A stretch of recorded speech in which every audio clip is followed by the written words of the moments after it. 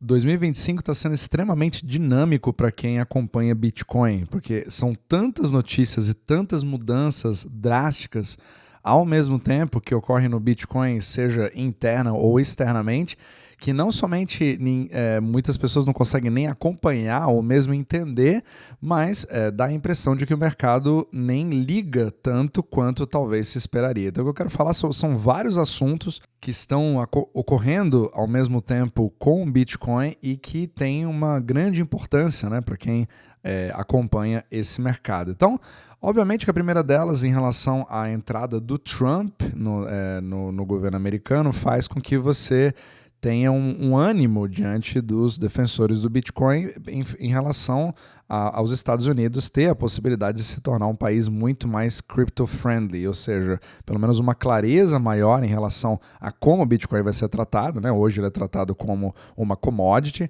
então isso abre uma série de portas, mas você tem promessas de várias outras coisas, a famosa reserva, que talvez exista, talvez não exista, talvez seja várias criptos onde o Bitcoin pode se incluir, mas tudo isso é bastante bullish para Bitcoin, né? Para a criptomoeda em si. Só que não é só isso, você também tem a questão da parte tributária nos Estados Unidos, onde o ganho de capital ele pode ser reavaliado. Então, hoje você tem, obviamente, se você compra Bitcoin e vende nos Estados Unidos, como residente, né, você tem um ganho de capital e isso cria uma série de problemas, porque você tem que literalmente anotar tudo, mandar para o contador, etc., e pagar os impostos, independente de você vender por dólares ou simplesmente trocar entre criptos. Isso cria uma série de problemas nos Estados Unidos e muita gente prefere fazer isso fora dos Estados Unidos. E aí a primeira promessa do governo Trump já é você não ter isso para aquelas criptomoedas que sejam dos Estados Unidos, criadas nos Estados Unidos, né? Só que a questão o Bitcoin ele é descentralizado, ele é no mundo inteiro, então fica a questão, vai incluir, não vai incluir, isso ainda não está certo, mas caso inclua, isso realmente vai ter um impacto gigantesco, né? Então os Estados Unidos eles vêm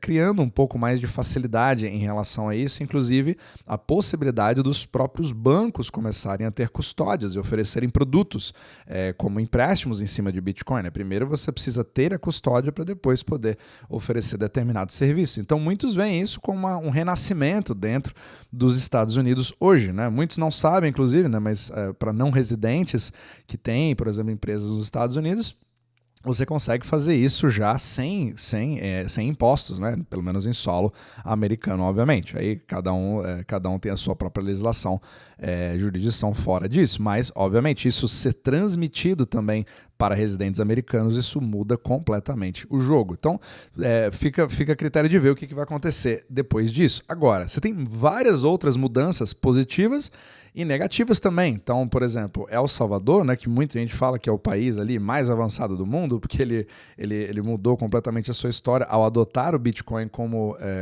moeda, né, não principal, mas uma das possíveis moedas, etc., teve uma série de mudanças ali que foram acontecendo na surdina que são negativas para Bitcoin, né? Então houve ali uma mudança, né, principalmente na questão quando você observa o documento, né, das várias mudanças que aconteceram ali, você podia usar o Bitcoin para pagamentos específicos e agora você não pode mais necessariamente fazer isso, você teria que fazer o equivalente. O aplicativo, que acho que chamava Tivo, que era o mais usado ali para poder fazer transações em Bitcoin dentro de El Salvador, também foi descontinuado.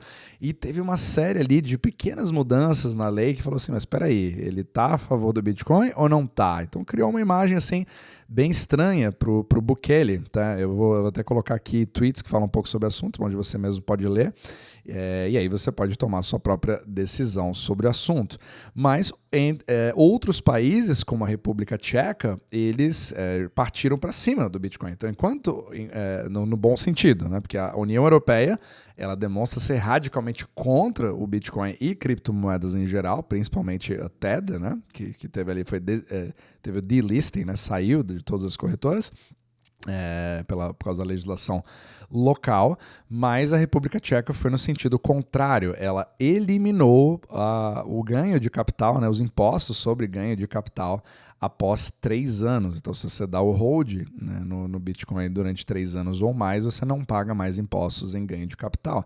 E agora acabou de passar também na República Tcheca que eles vão aprovar a compra para o próprio Banco Central da República Tcheca, né, o que vai fazendo com que isso seja extremamente bullish para quem gosta de Bitcoin ou não, né? Tem aqueles que dizem assim, era exatamente o contrário que eu gostaria, eu queria ter uma moeda completamente fora do sistema, e agora muitos estão comemorando que os governos estão usando isso. Então, sempre tem os dois lados da história e cada um vai ter uma opinião bastante forte sobre esse assunto, mas pelo menos passar essa informação para você. E agora, algo interessante em relação à parte macroeconômica do Bitcoin que eu queria comentar aqui é que eu não quero complicar demais, porque tem muitas pessoas que nem sabem, né, sobre Bitcoin, mas existem todas aquelas transações que são feitas, são processadas pelos mineradores e cria meio que uma fila. E aí, quem couber num bloco, né, por isso que chama blockchain, que acontece a cada 10 minutos, você coloca ali naquele bloco, mas a gente sempre teve um histórico de várias transações que ficam ali na fila, esperando do lado de fora, até que sejam colocados em algum bloco pelos mineradores, né? E é assim que vem funcionando. Só que, pela primeira vez em quase, não sei, vários anos, você teve essa fila de transações não confirmadas, que sempre ficou acumulada e era uma das grandes críticas em relação ao Bitcoin ser mais lento, né, em relação a outros blockchains, mas, ao mesmo tempo, o mais seguro de todos, foi que acabou de acontecer que a fila acabou. A fila, nesse exato momento, que a gente chama de mempool, ele está vazio. Ou seja, todos os mineradores do mundo, eles conseguiram, a velocidade na qual eles conseguiram processar tudo isso, passou a quantidade de transações que estão sendo feitas ao redor do mundo. E isso tem uma série de consequências. Inclusive, é uma faca de dois gumes. Então, se você, por exemplo, gostaria que o Bitcoin fosse algo mais barato, mais rápido, onde eu posso usar mais como uma transação em cash, ou muitos dizem assim, né? Você não pode usar o Bitcoin para o cafezinho. Talvez isso seja uma boa notícia, porque a partir do momento que você não tem mais filas, obviamente você tem menos fees, né? As taxas são bem menores e as transações, obviamente, vão ser mais rápidas, porque afinal de contas não tem nenhuma fila. Você não precisa pagar nenhum prêmio para passar na frente de ninguém para entrar na fila e entrar naquele bloco, né, do blockchain. Por outro lado, você também tem aquela parte do perigo, porque o grande incentivo dos mineradores, obviamente, além do prêmio por bloco, né, que hoje é um pouco mais de 3 Bitcoin a cada 10 minutos, isso vai reduzindo, né, a cada 4 anos, que é o que a gente chama de halving, mas a outra fonte de renda são as taxas de transações, certo? E quando todos os Bitcoins forem minerados e nenhum for criado além dos 21 milhões, quando isso deve acontecer lá para o ano 2140, alguma coisa assim, né, nesse sentido, mais ou menos na estimativa, aí você, né, a única forma de ser remunerado é simplesmente as taxas de transação, né? E se espera que o Bitcoin, para ele poder ser validado, ele chegue a um preço onde somente isso ele consegue compensar qualquer Bitcoin que não seja mais minerado após os 21 milhões. Então vai ser interessante ver se isso cria algum problema, né? Um mempool vazio, a fila não existindo mais. Será que isso pode criar algum problema para o minerador? Mas, obviamente, que isso, ao mesmo tempo, sempre se autorregulou, né? Então, não estou aqui para criar nenhum tipo de murmurinho, só estou dizendo os dois lados da história, né? Tem aqueles que se preocupam e falam que, a partir de agora, por que não existe tantas transações acontecendo? Será que a característica que o Bitcoin está criando a partir de agora seria uma reserva de valor mais do que uma moeda, porque mais pessoas estão segurando ao invés de simplesmente transacionar para comprar produtos e serviços, né? Como muitos alegam Satoshi Nakamoto colocou, né, no white paper quando ele criou o Bitcoin.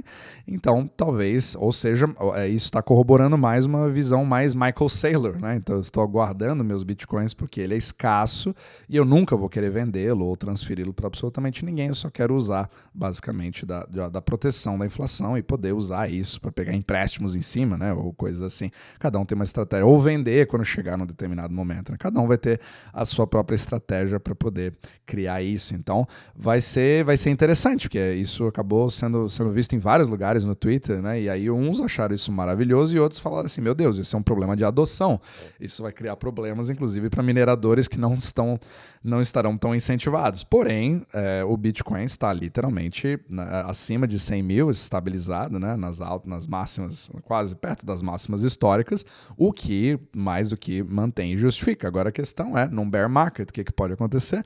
Então tudo isso sempre são aquelas incertezas que você tem em relação ao Bitcoin, só que uma coisa é certa, a rede nunca foi tão segura e tão rápida, certo, quanto hoje, e com taxas tão baixas quanto agora, o que em princípio seria uma ótima notícia.